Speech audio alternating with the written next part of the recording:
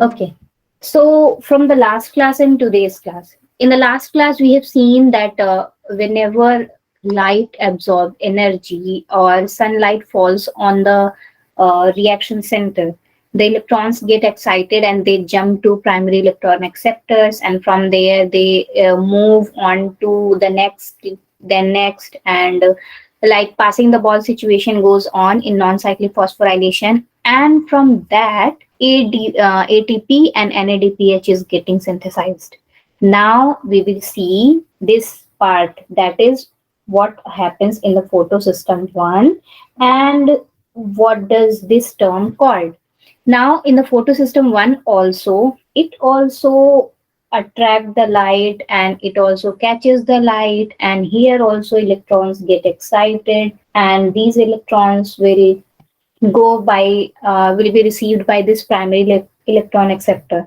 Okay, so first of all, what happens in this cyclic electron system, the light is getting cached up by this P700.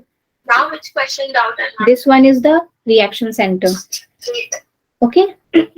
Now this reaction center will attract the light, and whenever the light of wavelength 700 will be there, it will immediately get excited and all the electrons will jump from here to the primary electron acceptor. Okay, and from there the primary electron acceptor is what? Ferredoxin. अब ये ferredoxin what will this ferredoxin will do? ये क्या करेगा? Electron को अपना पास करा देगा, किसको? प्लास्टोक्विनॉन को. And now from this plastoquinone on this passing area, यहाँ पे क्या हो जाएगा? ADP will be joining together with inorganic phosphate and it will form ATP. Okay, in this step it will form ATP. Now from plastoquinone to cytochrome C, electron will simply jump. Then from cytochrome C to cytochrome F, electrons will jump at the same time. ATP formation will take place from adenosine diphosphate plus inorganic phosphate. And again this electron transport will occur, and this electron which have been excited, it will come back to its own original place. That is why this reaction is called as what? Cyclic photophosphorylation. This one is what? Cyclic photophosphorylation. And the other one which we have studied yesterday in the previous class, that was non-cyclic. Non-cyclic में क्या हो रहा था कि PS second से electron जो हो रहे थे एक्साइट होके वो लोग जा रहे थे प्राइमरी इलेक्ट्रॉन एक्सेप्टर, जो कि वहां पे प्लास्टोसाइनिन था, आई सपोज. यस, नो, वहां पे primary electron acceptor PS second का, let me check what it was, या pheophytin. So in the PS second one, जो पहले 680 वेवलेंथ पे अब्सॉर्ब कर रहा था, उसका इलेक्ट्रॉन क्या था? Primary electron acceptor pheophytin. उसने इलेक्ट्रॉन को एक्सेप्ट किया, that they passes that electron to cytochrome B, cytochrome F. From there also ATP synthesis occurs. And फिर ये cytochrome F क्या करता था? अपना इलेक्ट्रॉन किसको पास कर देता था? P700 को. फिर यहाँ से फिर वापस से इलेक्ट्रॉन क्या होते थे? एक्साइट होके they move on to the ferridoxin which is primary electron acceptor of PS1.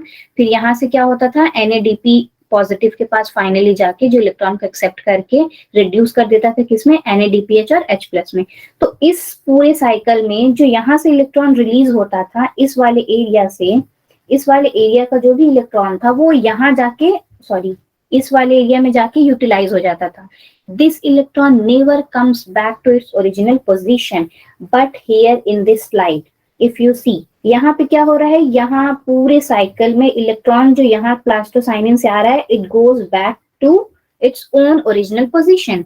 यानी कि जो रिएक्शन सेंटर से इलेक्ट्रॉन रिलीज हो रहा है on excitement, that electron is getting back to its own position. That is why this reaction or this phenomena is called as cyclic photophosphorylation. Okay, phosphorylation itself means what? ATP formation. It is occurring in the presence of light. That is why photophosphorylation.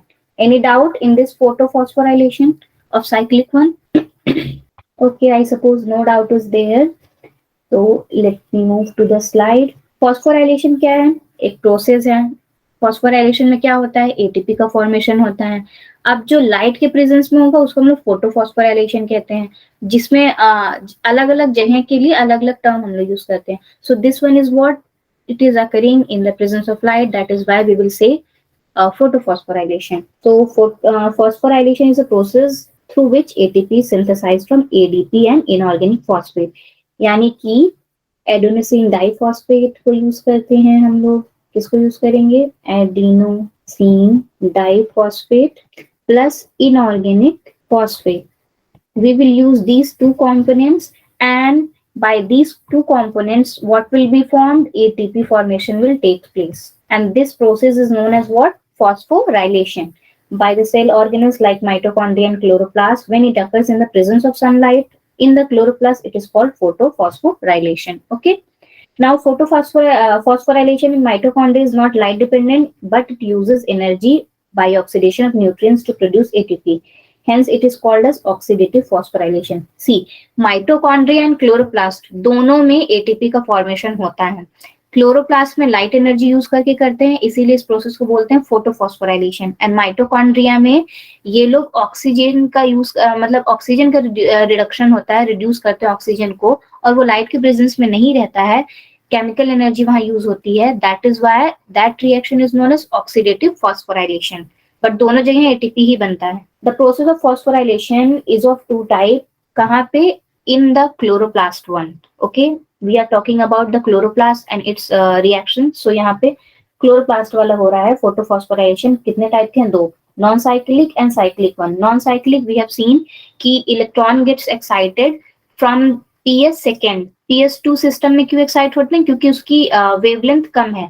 They absorb the light of 680 nanometer, and वहीं से वो क्या हो जाते हैं, absorb करके electrons excite हो जाते हैं, फिर प्राइमरी इलेक्ट्रॉन रिसेप्टर से पास, फिर धीरे धीरे पास ऑन होते हैं। ठीक है, and those electrons never come back to their original position. That is why वो नॉन साइक्लिक है। यहाँ पे साइक्लिक वाले में क्या हो जाएगा, ओरिजिनल पोजीशन पे आ जाते हैं, इसीलिए साइक्लिक है। Non cyclic is a type of photosphorylation, spelling galat hai, in which both the photosystem ones cooperate in light driven synthesis of ATP during this cycle. Now the point arises, what causes the protein electron release from PS second does not return back to it, hence it is known as non-cyclic photophosphorylation, and both NADPH and ATP are formed during this reaction are used in light independent reaction are called reducing power. अब देखो यहाँ पूरे sentence में क्या बोल रहा है कि नॉन साइक्लिक क्यों बोलते हैं, why are we saying that this is non-cyclic photophosphorylation? Because whenever that on trapping the light energy electron is getting excited, it will never come back to its own position. That is why we are saying that it is non-cyclic photophosphorylation. At the same time, in cyclic one, electron is getting back to its own position, इसीलिए इसको बोलते हैं cyclic one. ठीक है, now again the same thing is written here also within the photosystem. Photophosphorylation takes place. इन दोनों में main चीज क्या है कॉमन, कि जो PS सेकेंड है और PS1 ये दोनों ही कहाँ होते हैं, ग्रेना में अकर करते हैं। They both occur in grana, यानी कि ग्रेना में दोनों ही होते हैं। लेकिन the PS system 1 also occur where, also occurs in stromal lamellae. So PS system 1 occurs in grana also, as well as in the stromal lamellae also. So these are the two sites of occurrence of PS1. Okay, here also in the figures you see same thing is happening. Light is getting trapped by this P700, electrons are getting excited. Here electron acceptor is there. Okay, just give me a second, Faika. Yes, so again same thing. यहाँ पे पहला primary electron receptor, you have to remember the name, pyridoxine. PS1 में ये होता है, and PS2 में क्या होता है, pheophytin. These are what primary electron acceptor of these systems. So यहाँ पे वापस वही सेम चीज इलेक्ट्रॉन ट्रांसपोर्ट सिस्टम के थ्रू अपने ओरिजिनल पोजीशन पे आ जाएगा. Any doubt in these two systems? Photosystem 1 and photosystem 2, then we will see the difference. Okay, I guess no doubt. What is the difference between here? What is the difference between non-cyclic and cyclic photophosphorylation? We will see now. See, non-cyclic में दोनों ही active रहते हैं, यानी कि PS1 and PS2 both are taking place in non-cyclic one, but in the cyclic one only PS1 will be active. Then non-cyclic में तीन important process होता है। पहला तो फोटोलिसिस ऑफ वाटर यानी कि ब्रेकडाउन ऑफ वाटर मॉलिक्यूल्स जिससे oxygen release होता है। दूसरा NADPH प्लस H का फॉर्मेशन भी होता है और तीसरा ATP का फॉर्मेशन। मतलब कि ये वाला प्रोसेस ज्यादा इंपॉर्टेंट है। क्यों? क्योंकि ये NADPH भी प्रोड्यूस कर रहा है, ऑक्सीजन भी रिलीज कर रहा है एंड ATP का भी फॉर्मेशन कर रहा है। Okay, and through this non-cyclic one only oxygen is getting released into the environment. Okay, so ये non-cyclic वाला ज्यादा important process है। दोनों active है, इसमें सिर्फ एक active है। photolysis of water takes place, photolysis of water does not take place. Due to this only oxygen is getting released into the atmosphere. Water is consumed क्योंकि फोटोलिसिस हो रहा है तो वाटर कंज्यूम करेगा ही। इसमें फोटोलिसिस नहीं हो रहा है तो वाटर कंज्यूम नहीं करता है। ऑक्सीजन लिबरेशन होता है, रिजल्ट ऑफ फोटोलिसिस ऑक्सीजन का लिबरेशन है। यहाँ पे फोटोलिसिस हो ही नहीं रहा है तो oxygen does not liberate. Source of electron क्या है? वाटर है। यहाँ पे सोर्स ऑफ इलेक्ट्रॉन क्या है? P700 यानी कि reaction centre itself is a source of electron. It is affected by DCMU, it is not affected C। ये किस केमिकल से अफेक्ट होता है? यानी कि स्टेनिंग में डाइक्लोरोमिथाइल डाइयूरिया से ये स्टेन हो जाता है। इसके स्टेनिंग के लिए मिथाइल वॉयलेजेन यूज होता है। It is found in green plant, it is found in bacteria as well as in green plant. Green plants में तो मिलता ही है लेकिन बैक्टीरिया में भी साइक्लिक वाला देखने को मिल जाता है। Then again NADPH plus H plus is also formed with ATP. Only ATP is formed. देखो इसमें NADPH भी फॉर्म हुआ, ATP भी फॉर्म हुआ और फोटोलिसिस ऑफ वाटर भी हुआ। तो non cyclic one is becoming more important then the cyclic one. Now we will move to the next slide, which is chemiosmotic hypothesis. Yeah, chemiosmotic hypothesis is what? It was given by Peter Michel in order to explain the ATP synthesis in photosynthesis. अब ATP synthesis बार बार हम लोग पढ़ रहे हैं कि हो रहा है फोटोसिंथेसिस में या इस प्रोसेस में, तो ये हो कैसे रहा है? How does this process of ATP synthesis is occurring? So first of all we will see through this area or the slide image. See, तीन तरीका है जिसके थ्रू क्या हो रहा है? एटीपी के यहाँ पे रिलीज का प्रोसेस स्टार्ट हो रहा है। लेट मी सी। एक तो सबसे पहले यहाँ पे मोस्ट नेसेसरी ऑप्शन क्या है या most necessary requirement? The formation of proton gradient. यहाँ क्या हो रहा है? प्रोटोन ग्रेडियंट बन रहा है। जब तक प्रोटोन ग्रेडियंट नहीं बनेगा तब तक क्या हो जाएगा? किसी चीज का नेसेसिटी नहीं फील होगा। So first of all what is thylakoid membrane is doing inside the lumen? High concentration of H plus is creating. यहाँ पे जब high concentration of H plus create हो रहा है तो बाहर क्या है? Low concentration of H plus. H plus का concentration क्या है? Low है। And ये कर कैसे रहे हैं? With the help of three processes they are doing the high concentration of H plus inside the lumen of thylakoid and low concentration of H plus outside the lumen of thylakoid. How? See, by this one process, this is one, and this one process, this is two, and the third one is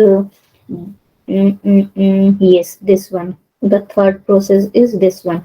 So how they are using? They are using these three process due to which inside concentration H plus is getting higher and outside it is getting lower. Okay, अब तीन process क्या क्या है? पहला क्या है? Photolysis of water. देखो water क्या हो रहा है? फोटोलिसिस वाटर का हो रहा है, ऑक्सीजन तो रिलीज हो ही रहा है लेकिन जो H प्लस रिलीज हो रहा है, whatever H plus is getting released into this area, it is getting here only inside the lumen.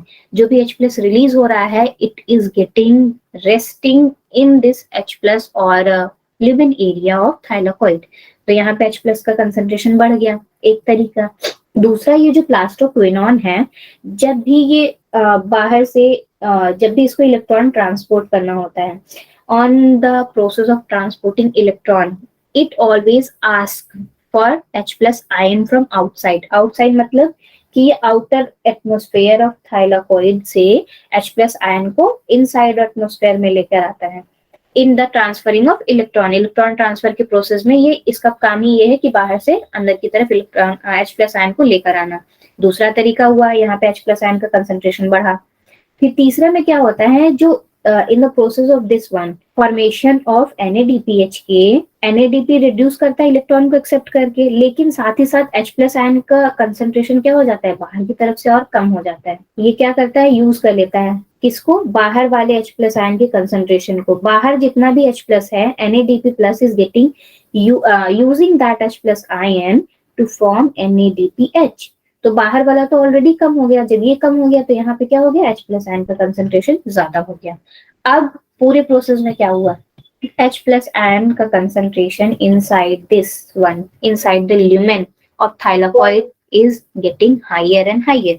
तो जब हायर हो गया तो क्या डेवलप हुआ, प्रोटोन ग्रेडियंट का फॉर्मेशन हुआ। ओके, अब इसी प्रोटोन ग्रेडियंट के फॉर्मेशन के थ्रू क्या हो जाता है, एटीपी का सिंथेसिस। अब जब यहाँ H प्लस आयन ज्यादा है तो अब बैलेंस मेंटेन करना है, किसी भी चीज को क्या हो जाता है, ज्यादा है तो बाहर और अंदर क्या करना है, बैलेंस मेंटेन करना है।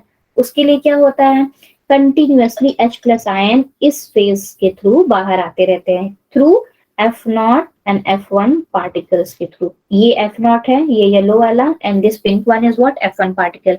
इन दोनों चैनल्स के थ्रू H प्लस आयन कंटिन्यूअसली बाहर आते हैं, और इसी बाहर आने के प्रोसेस में एटीपी का फॉर्मेशन होता है। एडीपी बाहर ही है, इनऑर्गेनिक फॉस्फेट का यूज करके एटीपी बनता है। इन्हीं बाहर आने के प्रोसेस में ATP is getting formed. Any doubt how it is getting formed? See, this photosystem 1 is second is occurring, then this photosystem 1 is occurring, जो कि हम लोग पहले देख चुके हैं साइक्लिक एंड नॉन साइक्लिक वाले में। इन्हीं दोनों की प्रोसेस के थ्रू ही ये साथ में ही होता है एटीपी फॉर्मेशन। तो इन्हीं दोनों प्रोसेस के अंदर ही क्या हो रहा है, H प्लस आयन का कंसंट्रेशन बढ़ रहा है, and inside the lumen of thylakoid H plus ion concentration is getting higher and higher, so it has to get what, equalize the concentration of H plus ion inside as well as outside of the thylakoid।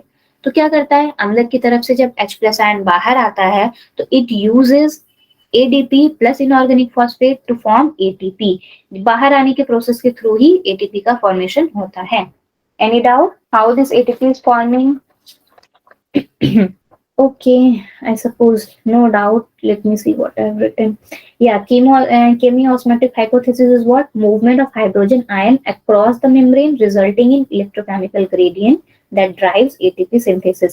Same चीज जो मैंने बोला कि जब तक H plus ion का जो movement है वो बाहर की तरफ नहीं होगा for balancing out H plus ion concentration inside as well as outside, तो उसके लिए जब वो बाहर आएगा तो क्या करेगा, एटीपी का सिंथेसिस होगा। और synthesis of this ATP through this proton gradient is called as chemiosmotic theory or hypothesis. Okay, now proton कहाँ का एक्यूमुलेट हो रहे हैं, थाइलाकोइड में हो रहे हैं, माइटोकॉन्ड्रियल मेम्ब्रेन। इसी inter membrane of mitochondria thylakoid lumen मिलता है, एंड इसी थाइलाकोइड लुमेन में क्या हो रहा है, H प्लस आयन का कंसंट्रेशन बढ़ रहा है। इसके अंदर का बात है ये, ठीक।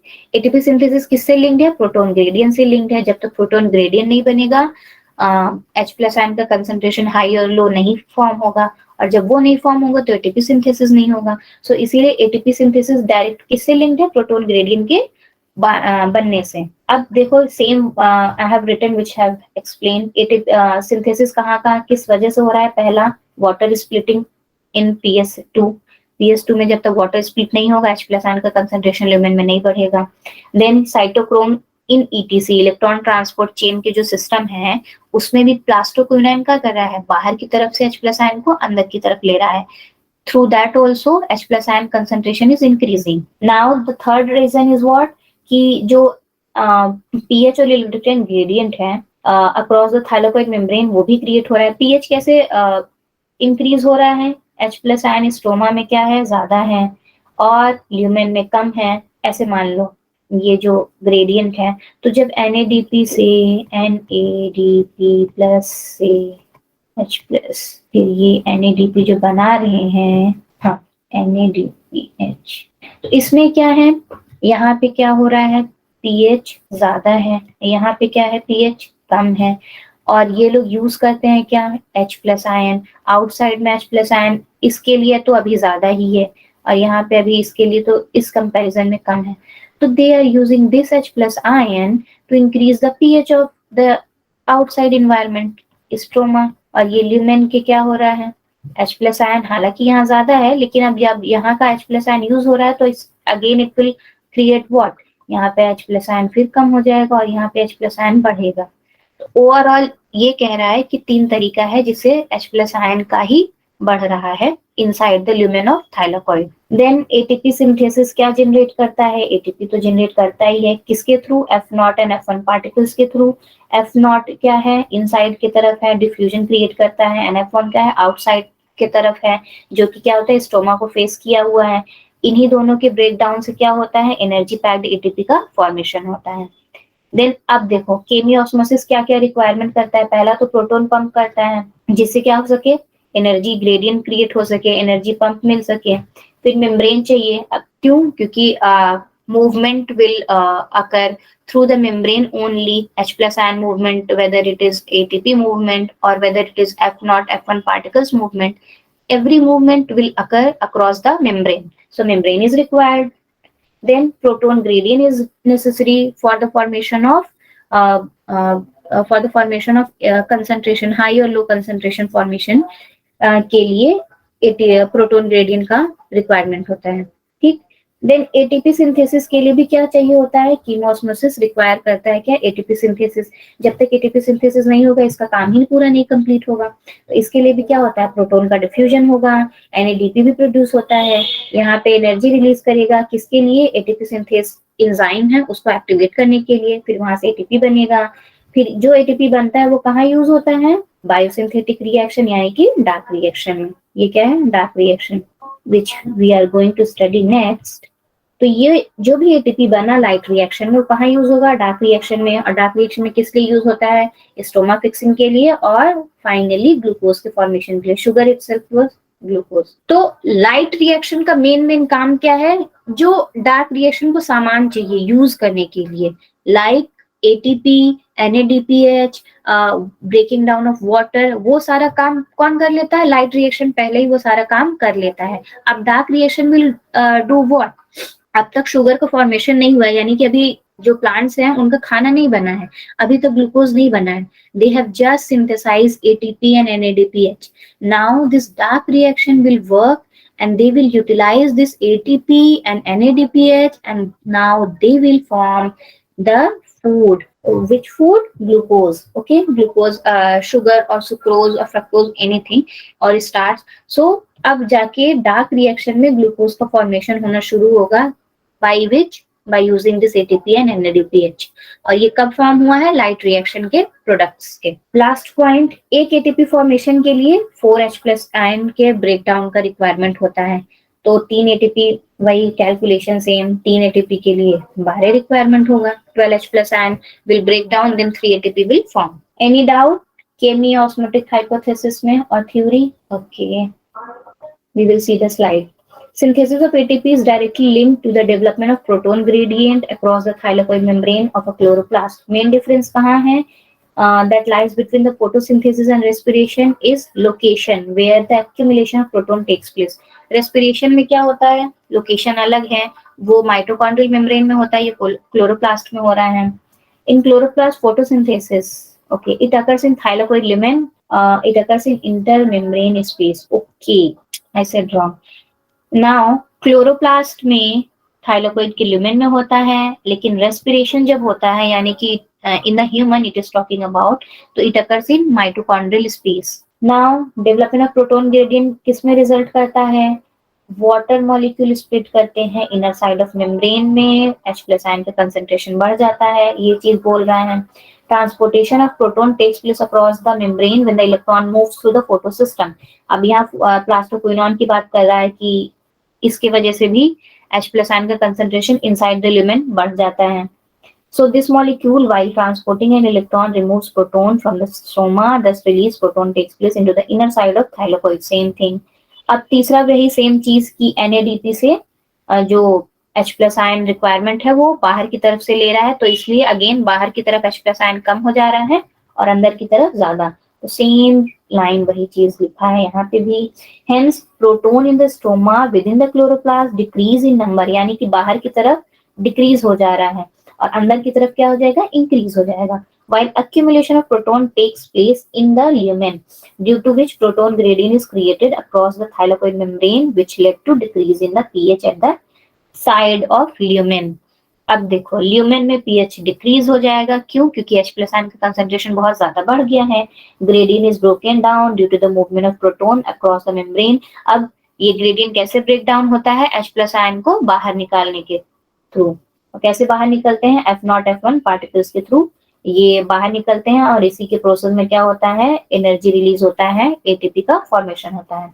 एटीपीज एंजाइम क्या है? The enzyme ATPs consist of following two parts. कौन कौन सा? F0 particle and F1 particle. Let me make this one F0 and F1. F0. F0 particle क्या है?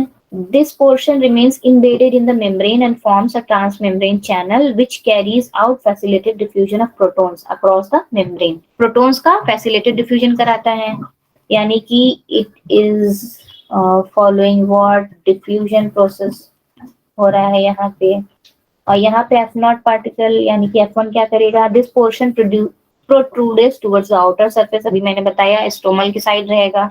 And which faces the stroma. Conformational changes occur in F1 particles of ATPase which are caused due to the breakdown of gradient. This allows the enzyme ATP synthase to synthesize several molecules of ADP from ADP and inorganic phosphate. यहाँ पे ATP रहना चाहिए. Okay. Thus chemiosmosis for functioning requires क्या क्या? Membrane, proton pump, proton gradient, ATPase enzyme. ATP thus produced will be used simultaneously कहाँ? Biosynthetic reaction में, responsible for fixing CO2 and synthesis of sugar. Same वही चीज बोला है which have explained earlier कि F0 और F1 पार्टिकल के through जो प्रोसेस है उससे एटीपी का सिंथेसिस होता है, और यही एटीपी और NADPH will be further used in the dark reaction phase or biosynthetic phase, and they will now use this ATP and NADPH for the formation of sugar or glucose. Any doubt now in this whole? If there is no doubt, I'll move forward. Now the main part. Dark reaction. इसको पहले हम लोग side से ही देख लेते हैं. Dark reaction पहले नाम का अंडरस्टूड दिस कि डार्क रिएक्शन का मतलब ये नहीं है कि ये लाइट के प्रेजेंस में नहीं होगा. It also requires light. Only the name is given because जो इसमें एंजाइम है उसको लाइट का जरूरत नहीं होता. Enzyme works even in the absence of light. That is why it is said कि dark reaction नाम दिया गया है. Okay. Dark reaction or biosynthetic phase. Okay, this phase does not require direct sunlight, but it depends on the product of light reaction. ठीक है. Product of light reaction क्या क्या था? वही एटीपी और NADPH. डायरेक्ट सनलाइट यूज नहीं कर रहा है, बट ये होता सनलाइट में ही है सब कुछ. Besides CO2 and water that drives the process leading to the synthesis of food, more accurately the sugar glucose is first product of photosynthesis.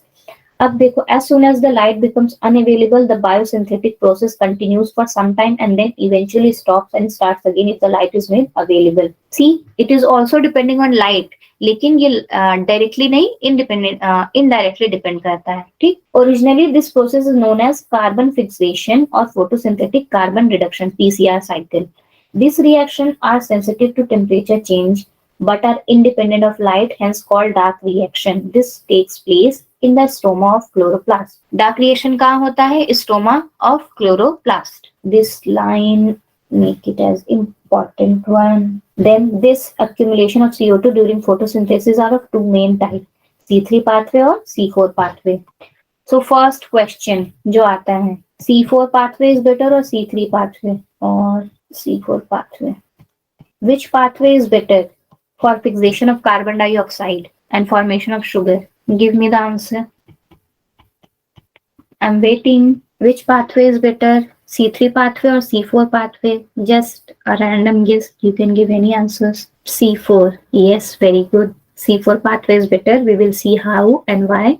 Many things are there. First of all, it has bundle sheath, it has Kranz anatomy, and it has both C3 and C4 pathway occurring in it, these kind of plants. So it is better. Correct answer. We will first see the C3 pathway. And what does this C3 pathway occur, or Kelvin cycle? It has been given many names. C3 cycle, T3 cycle, or Kelvin cycle, और it is carbon reduction, photosynthetic carbon reduction. Okay, PCR cycle. Yes, PCR cycle. So it has been given many name. अब इसमें क्या होता है C3 cycle में? There is an enzyme Rubisco. This enzyme is present in every plant, and this enzyme is the most abundant enzyme in the universe or the earth. Universe is too much. Most abundant enzyme on earth. EARTH. पहला तो question इसी पे पूछ लेता है RuBisCO, and then second, what is the full form of RuBisCO? Ribulose bisphosphate or biphosphate carboxylase oxygenase. Okay, now the third point, this Rubisco will capture the carbon dioxide and they both will form the first product or first stable product. First stable product is what? These questions are asked. That is why I'm writing. First stable product of C3 cycle is 3-phosphoglyceric acid, or you directly write PGA. PGA. First stable product is this one, phosphoglyceride. Phosphoglyceraldehyde. ठीक? Let me write also. Phosphoglyceraldehyde. So this much question is starting में पहले ही C3 cycle से. These are very random and very common question which can be asked from C3 cycle. So C3 cycle, come here. It occurs in 3 phases. पहला carboxylation, दूसरा reduction, and the third one is regeneration. 3 phases is there. Regeneration. Regeneration of what? RUBP. Okay. Regeneration of this enzyme. So इन्हीं तीनों के process के through Calvin cycle complete होता है और C3 cycle होता है. So first of all, what does this carbon fixation, how does this one occurs? 3 molecules of carbon dioxide are yes, 3 molecules of carbon dioxide are getting attached with Rubisco. 3 molecule अगर carbon dioxide का attach हो रहे हैं तो वो लोग कितना बनाएंगे? ट्वाइस, मानी कि 6 मॉलिक्यूल्स का फॉर्मेशन करेंगे. 6 molecule of phosphoglyceraldehyde. Okay, so they combine together and form the first stable product, which is 3-phosphoglyceraldehyde. It has been asked many times, that is why I'm repeating again and again. First stable product in Calvin cycle is 3-phosphoglyceraldehyde. Now from this glyceraldehyde, it will get reduced. कैसे reduce होंगे? By using the ATP. एक बार ATP को use करेंगे और reduce हो जाएंगे किसमें? Phosphoglyceric acid में. फिर वो फॉस्फोग्लिसरिक एसिड रिड्यूस होता है जाइलोस 5-फॉस्फेट में, फ्रक्टोज में होता है, फिर राइबोलूस बाइफॉस्फेट में होता है. Many steps are there in the reduction. So simply reduction of 3-PGA will occur by using ATP and NADPH. और ये दोनों कहाँ बने थे? हमारे लाइट रिएक्शन में बने थे. लाइट रिएक्शन के जो रिजल्ट थे ATP और NADPH, उनको यूज करके reduction of 3-phosphoglyceric acid will be done and they will form 3-phosphoglyceraldehyde, and now one molecule of this will form. Again this molecule यानी कि glyceraldehyde, they will use the ATP and they will use this for the regeneration of this enzyme RUBP, ribulose bisphosphate. Okay, and again this cycle will continue to go on and on and on, and 6 cycle of this Kelvin one will make 1 molecule of glucose. मतलब ये 6 बार इस cycle को complete करेंगे, then 1 molecule of glucose will be formed. Glucose will be formed. Okay, any doubt? Here also you can see वही same चीज फॉर्मूले में लिख दिया है. पहला स्टेप कार्बन फिक्सेशन, दूसरा स्टेप रिडक्शन, तीसरा स्टेप रीजनरेशन. क्या हो रहा है? Rubisco 3 molecule of carbon dioxide use कर रहा है एंड फॉर्म कर रहा है क्या? 6 मॉलिक्यूल ऑफ फॉस्फोग्लिसरल्डिहाइड. ठीक है,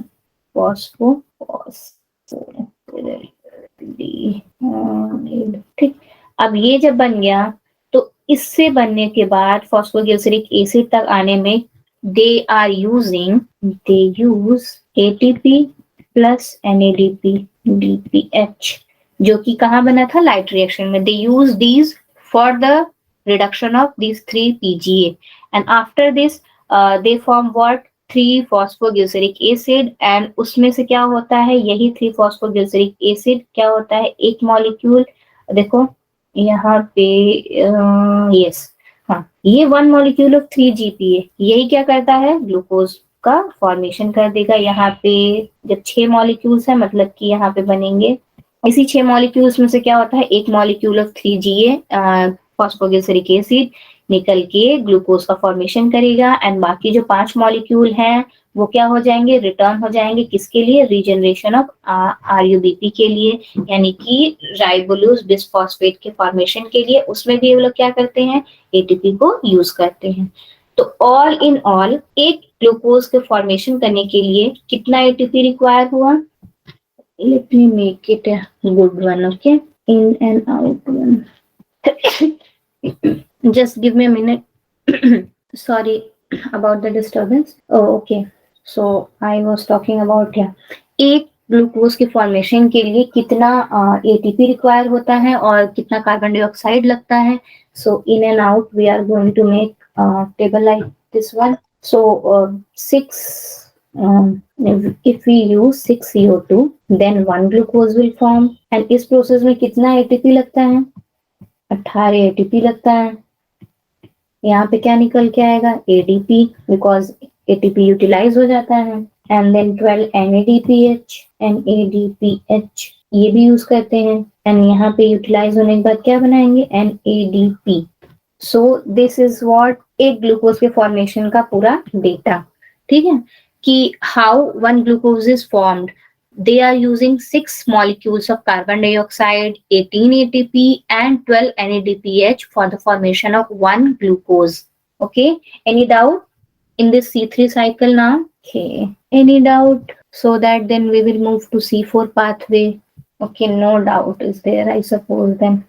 Okay, one more thing. ये Rubisco, which I have written the full form here. See, its enzyme has the capacity to join together with carbon also, but at the same time ये oxygen के साथ भी जुड़ता है. It has the affinity कि ये carbon के साथ भी जुड़ जाएगा, ऑक्सीजन के साथ भी जुड़ जाएगा. So C3 plants और we can say C3 pathway के अलावा भी if there is concentration of less CO2 in the plants, तो Rubisco क्या करता है, it combines with oxygen. और इसके जुड़ने के बाद एक और फालतू सा प्रोसेस होता है, फोटो रेस्पिरेशन. तो फोटो रेस्पिरेशन में कुछ भी नहीं होता, ना एटीपी सिंथेसिस होता है, ना NADPH सिंथेसिस होता है. एंड बिसाइड्स वो कार्बन डाइऑक्साइड को भी रिलीज कर देता है. तो it is what waste process of plants. तो ये वेस्ट प्रोसेस किसके थ्रू हो जाता है, कभी कभी राइबोलोज बिसफॉस्फेट के through, because it has the affinity to combine with either carboxylase means carbon और ऑक्सीजन. अगर कंसंट्रेशन कम हुआ C3 प्लांट्स में कार्बन डाइऑक्साइड का, तो ये क्या करता है, ऑक्सीजन से अटैच हो जाता है. और ऑक्सीजन से अटैच होने के बाद ये फोटो रेस्पिरेशन करना शुरू कर देता है. ठीक है, this we will see at the last, but we are going to see what, C4 plants or C4 cycle. यहाँ पे फिर वही डिटेल केल्विन साइकिल है, डिटेल स्टेप भी है. So I will directly skip this, or should I read once? Okay, let me read once. This is a cycle, biochemical pathway of reduction of CO2 should be there. और photosynthetic carbon cycle which was discovered by Kelvin, इसीलिए इसका नाम ही है Kelvin cycle. Kelvin cycle runs in all photosynthetic plants no matter they show C3 or C4. यहाँ पे C4 रहना चाहिए. See this I haven't mentioned कि Kelvin cycle C3 plants में तो होता ही होता है, C4 plants में भी, दोनों में होता है. मतलब C3 cycle is universal pathway. Okay, just give me a minute, Faika. Okay, sorry for the disturbance. I think we'll complete till C3 cycle only, so that no confusion created. Okay, I'll just read this slide and we'll end up the class. Okay, it occurs in stoma of the chloroplast, primary acceptor of CO2 in C3 pathway should be there. After a long research and conducting many experiments, it was concluded by the scientists that in C3 pathway, the acceptor molecule is 5-carbon ketose sugar, that is ribulose 5-bisphosphate, यानी कि RUBP. This is the enzyme which is primary acceptor of what? Carbon dioxide.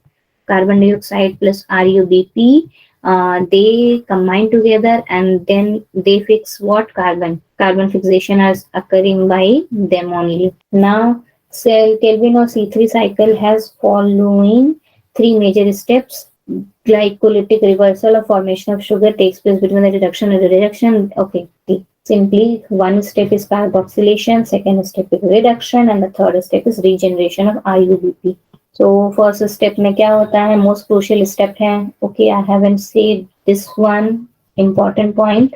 Many times I've been asked also कि इन तीनों process में सबसे crucial process कौन सा है?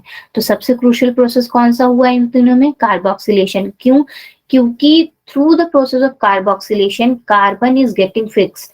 Which carbon? The carbon of the environment. It is getting fixed with the help of RUBP. So that is why it is the most important and crucial step of C3 cycle. Now, in this fixation, CO2 molecule takes place in the form of carboxylation of RUBP. This reaction is catalyzed by the enzyme RUBP carboxylase.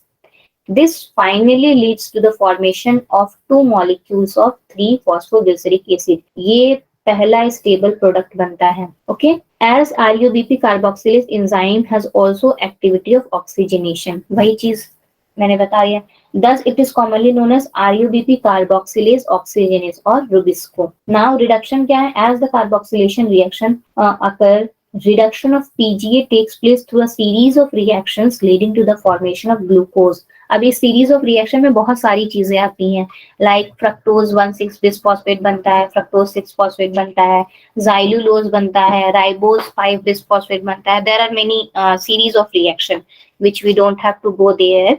But ये series of reaction में क्या होता है? ATP reduce होता है, NADP reduce होता है, and वही सारा चीज यूज करके ये लोग कहाँ आते हैं? इस पे आते हैं 2,3-GP पे. Okay, two molecules of NADP are utilized for the phosphorylation for the reduction of CO2 respectively. Fixation of 6 molecules of CO2 and 6 turns of cycle are required in order to release 1 molecule of glucose from the pathway. ठीक, तो reduction के process के through ही क्या होता है?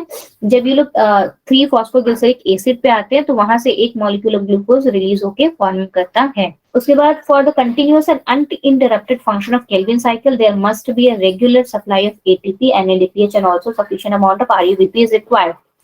The regeneration of RUBP is complex process and involves many type of sugar starting from triose and heptose. Heptose में बनता है क्या? 7 कंपाउंड जो रहता है उसको बोलते हैं 7 कंपाउंड सीडोहेप्टुलोज 7 फॉस्फेट बनता है, जो 7 कंपाउंड बनता है. ठीक, तो 3 कार्बन कंपाउंड, 7 कार्बन कंपाउंड, ये सारी चीजें किसमें बनती हैं? Series of regeneration of RuBP के लिए. The regeneration of step requires 1 ATP molecule for phosphorylation. Hence, for every CO2 molecule that enters the Kelvin cycle are required 3 molecule of ATP and 2 molecule of NADPH. ठीक, अगर एक बार CO2 inter किया है तो कितना molecule of ATP और NADPH require होगा? 3 molecule of ATP and 2 molecule of NADPH. तो जब 6 कार्बन डाइऑक्साइड इंटर करेंगे तो कॉम्बिनेशन कितना हो जाएगा? 18 मॉलिक्यूल ऑफ एटीपी और 12 मॉलिक्यूल ऑफ NADPH. तो सेम वही चीज. Thus, in order to produce 1 molecule of glucose through the Kelvin cycle, 18 ADP and 12 NADPH are required. Now, I am keeping the lecture up to here today. Tomorrow we will see C4 cycle. Any doubt till here?